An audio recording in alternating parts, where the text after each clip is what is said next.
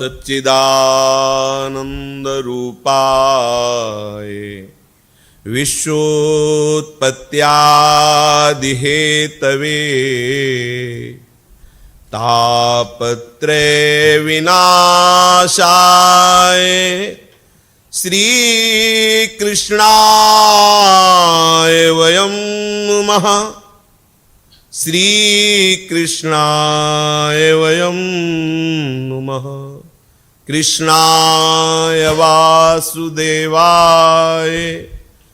हरे परमात्मने प्रणत क्लेशनाशाय गोविंदाय नमो नमः। गोविंदाय नमो नमः। रसघन मोहन मूर्तिम विचित्र केलि महोत्सवोल्लसितम् राधा चरण विलोडित रुचिर शिखंडं हरिं वंदे। राधा चरण विलोडित रुचिर शिखंडं हरिं वंदे। प्रभु सच्चिदानंद समस्त सामर्थ्यों के मूल हैं। जहां जो कुछ भी दिखाई दे रहा है, जो भी शास्त्रों में पढ़ा गया, महापुरुषों से सुना गया, सबके मूल स्रोत केवल हमारे प्रभु ही हैं।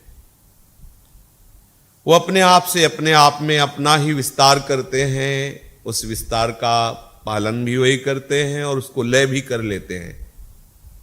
सच्चिदानंद रूपाय विश्वोत्पत्त्यादि हेतवे, विश्व की उत्पत्ति का, उसके पालन का, उसके लय का वही हेतु है। वो अपने आप से अपने आप में अपने आप का सृजन करते हैं, अपने आप का पालन करते हैं, अपने आप का लय करते हैं। ये बात जो जान जाता है वो जीवन मुक्त हो जाता है। और ये वही जान पाता है जो इनकी शरण में हो जाता है। संपूर्ण गीता का जो लाभ श्री अर्जुन जी को मिला, प्रभु की शरणागति से ही मिला। शिष्यस्ते हम साधिमाम प्रपन्नम, मैं आपकी शरण में हूं, आपका शिष्य हूं। जो सच्चिदानंद प्रभु श्री कृष्ण के चरणों का आश्रय लेकर के उनका सदैव चिंतन मनन करते रहते हैं, वो इस रहस्य को जान जाते हैं कि अपने आप समेत संपूर्ण चराचर प्रभु है। वो दुर्लभ महात्मा है, वो जीवन मुक्त है। स्वयं प्रभु ने कहा समहात्मा सुदुर्लभा।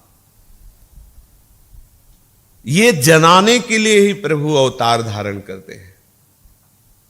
अपने तत्व का रहस्य अगर प्रभु न जनाना चाहे तो किसी की सामर्थ्य नहीं कि कोई जान ले। सोई जाने यही देहु जनाई, तो जनाने के लिए अवतार लेते हैं।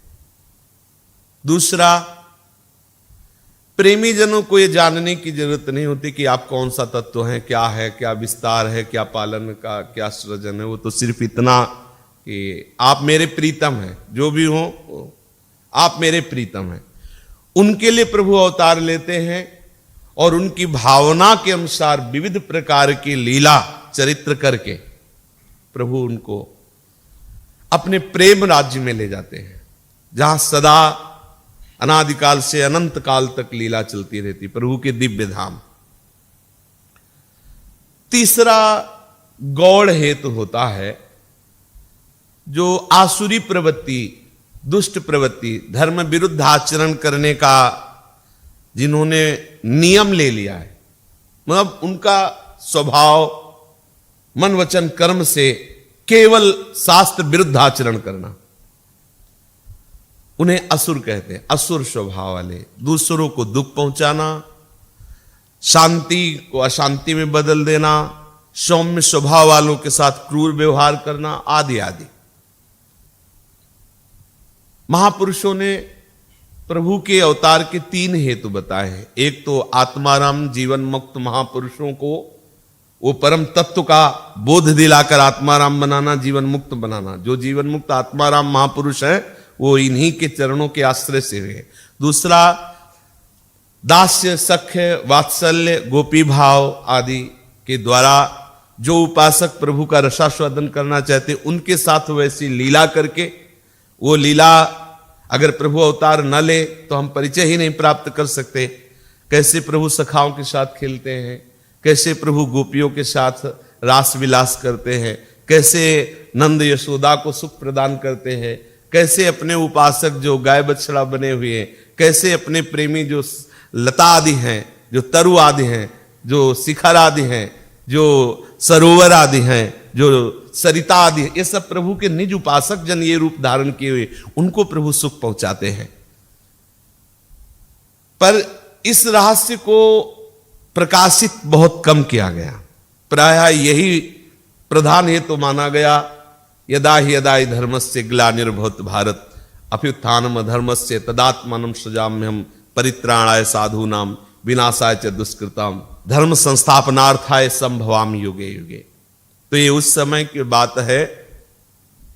भूमिर्द्रप्त नृपव्याज दैत्यानीक सतायुतैः आक्रांता भूरि भारेण ब्रह्माणं शरणं ययौ गोरभूत्वास्त्रमुखी खिन्ना क्रंदन्ति करुणं विभोः उपस्थितान्तिके तस्मै व्यसनं स्वमवोचत।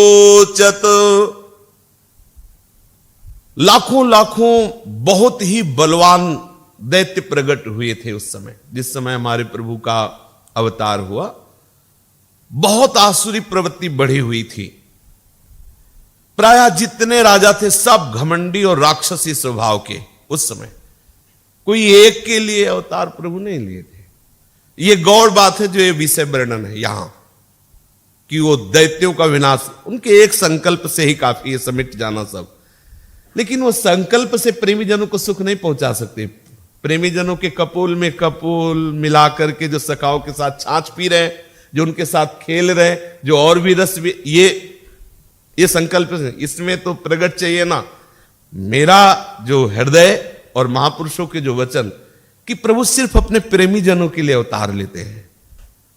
जीवन मुक्तों को तत्वज्ञान संकल्प से करा सकते हैं और असुरों से रक्षा भी इस भूमि की संकल्प से कर सकते हैं, लेकिन प्रेमियों के, क्योंकि प्रेमी ना तो ज्ञान चाहते हैं और ना उनसे कोई पद वो यही चाहते हैं कि हमारे साथ खेलो, हम भर निगाह तुम्हें देखें, हम जैसा चाहे वैसा हमारे साथ आनंद विहार करो। ये इसीलिए प्रभु का प्रधान अवतार अपने प्रेमी जनों के लिए होता है, अपने भक्तों को सुख पहुंचाने के लिए होता है। तो घमंडी राजा जो दैत्य स्वभाव के थे, लाखों लाखों राजा प्रकट हुए। अब जब राजा ही घमंडी और राक्षसी स्वभाव का हो तो प्रजा के साथ कैसा बर्ताव होगा। हमारी भक्ति में प्रधान सहायता राजा की होती है, हमारे धर्म कार्य में प्रधान सहायता राजा की होती है। अगर राजकीय विधान में आसुरी प्रवृत्ति छा जाए तो आप कुछ नहीं कर सकते, आप मार डंडे अभी सब।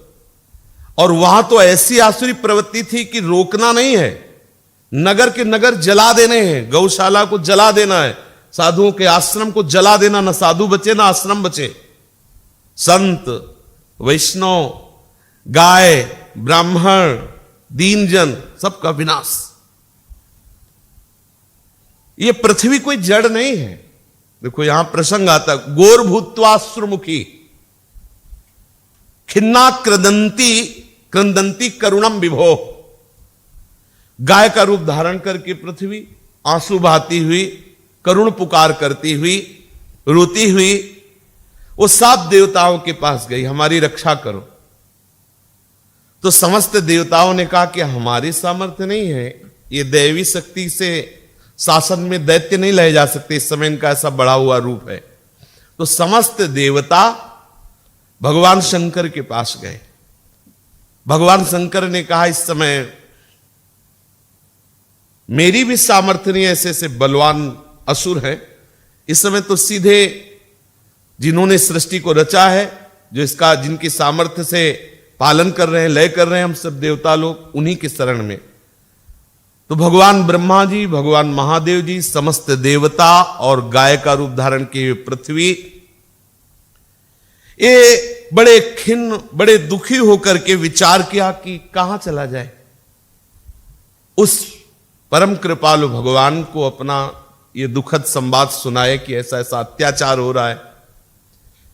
ब्रह्मा जी ने सहानुभूति दिखाते हुए कहा आप चिंता मत करो, क्योंकि तुम सब एकत्रित हुए हो तो मुझे लग रहा है हरि की इच्छा है। भगवान शंकर अन्य अन्य देवता